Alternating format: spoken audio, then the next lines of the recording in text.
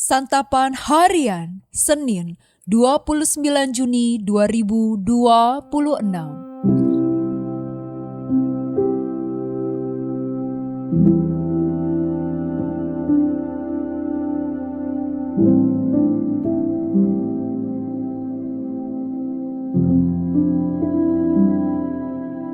Inilah program Santapan Harian, sebuah program yang mengajak Anda menelusuri isi Alkitab, agar Anda menemukan makna firman Tuhan sesuai dengan konteksnya.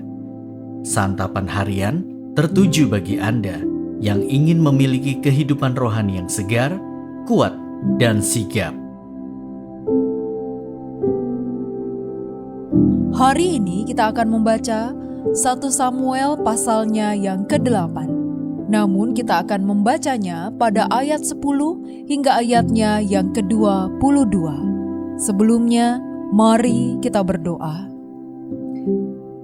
Tuhan Yesus, jadikanlah saat kami membaca firman-Mu ini sebagai suatu pertemuan dengan Engkau. Biarlah pertemuan ini kami merasakan kasih-Mu yang mengalir melalui setiap ayat yang kami baca dan dengar.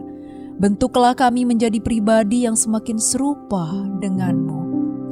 Di dalam Kristus Yesus, Sang Sumber Cinta, kami memohon. Amin. 1 Samuel 8 ayat 10-22. Samuel menyampaikan semua perkataan Tuhan kepada rakyat yang meminta seorang raja kepadanya. Katanya, "Inilah hak raja yang akan berkuasa atas kamu. Ia akan mengambil anak-anakmu laki-laki untuk ditugaskan di kereta perang atau di pasukan berkuda ataupun berlari di depan keretanya.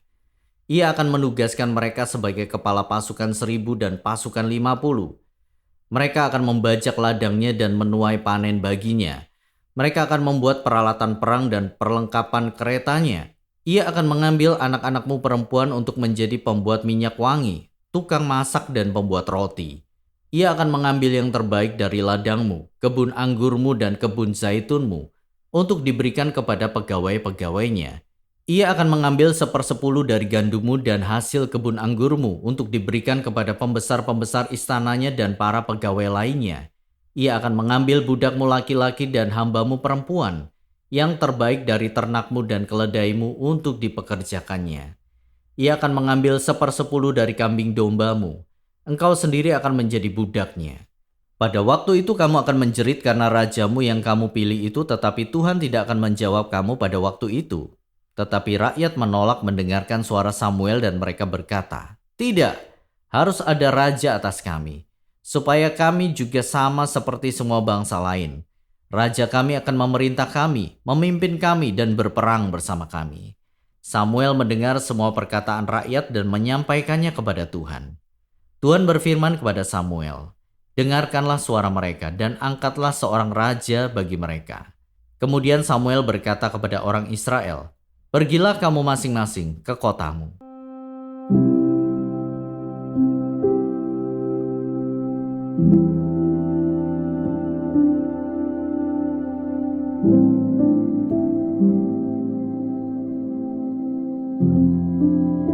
Sahabat Scripture Union Indonesia, sejak awal zaman hakim-hakim, bangsa Israel mengalami maju mundur dalam iman mereka.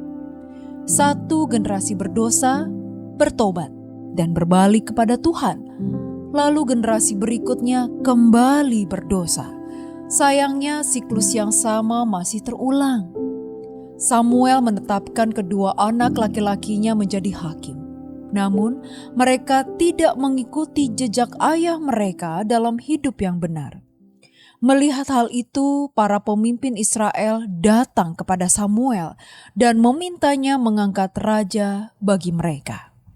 Permintaan tersebut membuat Samuel sedih, tetapi Tuhan berfirman kepada Samuel untuk mendengarkan mereka karena yang mereka tolak bukan Samuel, melainkan Tuhan sendiri sebagai raja.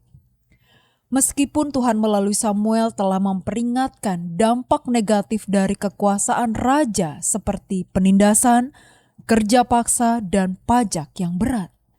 Namun bangsa itu tetap bersikeras untuk memiliki raja atas mereka. Akhirnya Tuhan memerintahkan Samuel untuk mengabulkan permintaan mereka. Permintaan orang Israel dengan jelas menunjukkan pemaksaan kehendak mereka sendiri. Mereka sebenarnya tahu bahwa Samuel selalu berbicara atas petunjuk Allah, tetapi mereka tetap bersikeras. Pesan Allah melalui Samuel hanya dianggap sebagai upaya menakut-nakuti dan menghalangi keinginan mereka, sehingga mereka tetap memaksa dan menuntut. Mereka dengan mudah meremehkan setiap peringatan.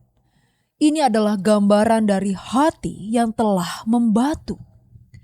Pernahkah kita menganggap remeh peringatan Tuhan demi mendapatkan apa yang kita inginkan? Adakah kita memaksakan kehendak kita dalam doa kita tanpa peduli konsekuensinya? Janganlah kita mengabaikan peringatan Tuhan hanya karena pesannya tidak sesuai dengan permintaan kita. Lihatlah, dalam kesabarannya yang besar, Ia seperti menghela nafas dan menjawab apa yang kita minta.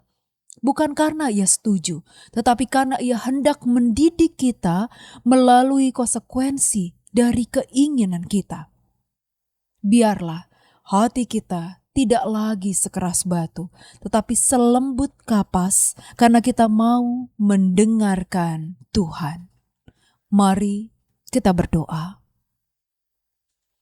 Kristus Sang Sumber Kasih, luluhkanlah hati kami yang membatu, yang sering kali keras oleh luka, kesombongan, dan keinginan kami sendiri, hingga sulit mendengarkan suara-Mu.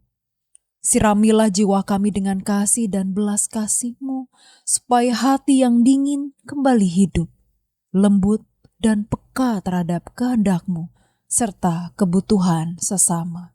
Di dalam cinta kasih-Mu ya Yesus, kami memohon. Amin.